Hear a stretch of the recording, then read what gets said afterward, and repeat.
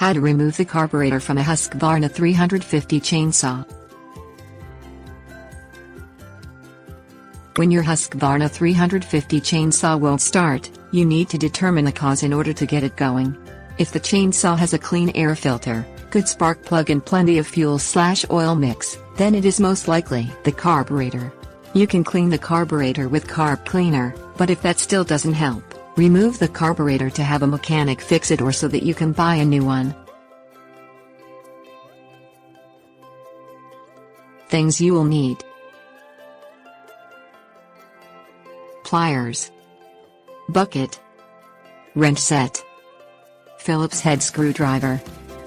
Locate the carburetor on your Husqvarna 350 chainsaw. There is a fuel line between the gas tank and the side of the carburetor. Squeeze the clamp holding the fuel line onto the side of the carburetor with the pliers and slide it off. Pull the fuel line off and direct it into the bucket to catch the old gas/oil mix. Unscrew the plastic engine cover from the side of the engine partially covering the carburetor. Use the screwdriver to unscrew all the screws and then store them in a safe place with the cover. Unscrew the two bolts holding the carburetor to the side of the engine block with the proper size wrenches. Pull the carburetor off and peel the gasket off the engine block.